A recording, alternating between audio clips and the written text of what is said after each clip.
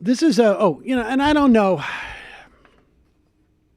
know exactly why this guy would necessarily be the guy to know this, and I don't think he's the first person to say this, but Michael Avenatti is the attorney for Stormy Daniels. And, this is the interesting thing about this. If people remember, the Stormy Daniels story came out, I think it was I feel like December, maybe. It came out shortly after Bannon was bounced. Maybe it was about a month, maybe 6 weeks. I can't remember. But it was a very strange thing to come out then, because it's obviously a story that's been kicking around for a year, right? The story was pegged on the payments that were made in October of 2016. And it doesn't come out until 12, 14 months later, after Bannon leaves the White House. And we haven't heard much from Steve Bannon. Apparently he's vacationing in Europe, trying to rally support from all sorts of European fascists, which is always fun to do on vacation. But I speculated at the time that there was something about the Stormy Daniels thing that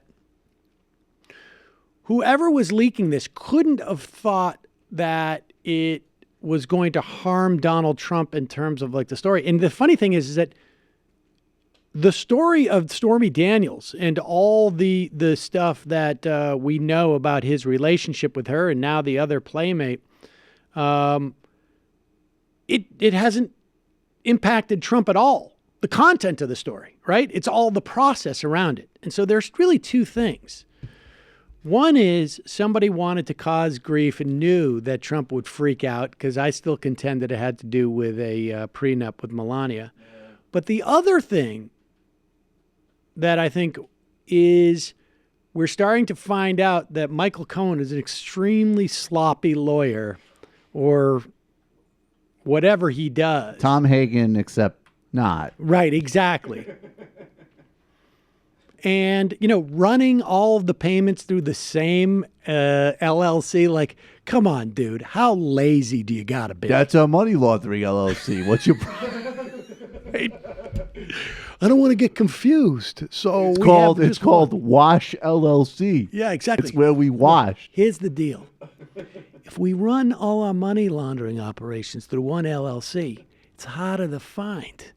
If we have a bunch, then someone could bump into one of those. Yeah, exactly. It's like diffused. So I have a feeling that whoever decided to leak this story was doing it either because they thought it was going to drive Donald Trump crazy, or that this was a thread that the sweater could unravel. And this Michael Avenatti certainly seemed like he knew what he was doing in terms of if they wanted to unravel this sweater. This guy, who was Stormy Daniels' lawyer, has done a pretty good job. So he has some, at least, legitimacy in terms of getting a sense of what happens next. And here he is referring to what he thinks is going to happen. I think this is wishful thinking, but.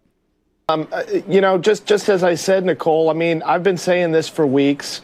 I think 3 weeks ago I said that ultimately he was going to be indicted and he was going to flip on the president. I was the first one to call it. And now, people that are close to the president are telling him the same thing. I think the story in the Wall Street Journal about his counsel telling the president that Cohen is not even a 1 on a scale of 1 to 100 as to individuals that would protect him speaks volumes. This is a very, very serious matter for the president at this point. There's no question that Michael Cohen knows where many, many bodies are buried. They are going to turn him, and when they turn him, the president is going to be in a very, very bad place. And I'm going to make a prediction now. I do not think the president will serve out his term. Yeah, and look, I think everything he said is probably true up to the point. Of course, Michael Cohen knows where the bodies are buried, because it sounds like Michael Cohen was the one who was burying the bodies.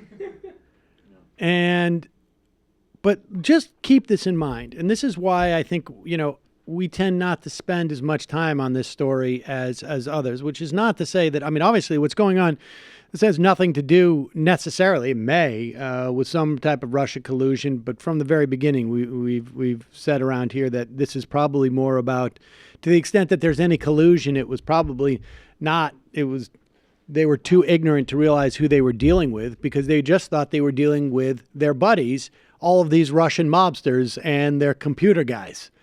But regardless of what comes up in the Cohen thing, regardless of what Cohen says, I don't think Donald Trump is going anywhere. The Republicans will not impeach this guy. It may the drums may just become so crazy that they feel that Democrats, some Republicans join Democrats to do so in both the House and the Senate. It's possible. I would imagine the Democrats would be smart to slow walk the thing because they'd rather run against Trump. The key is shut everything down in the Senate and in the House.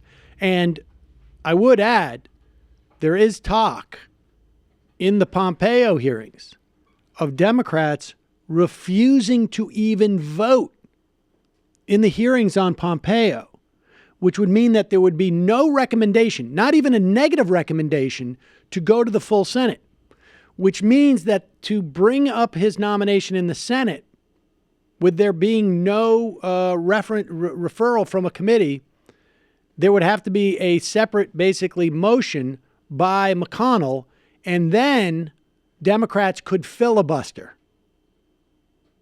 So this would be an escalation of the likes we have not seen, but it gets to that David Farris interview that we did earlier this week. That's the type of stuff that Democrats need to do.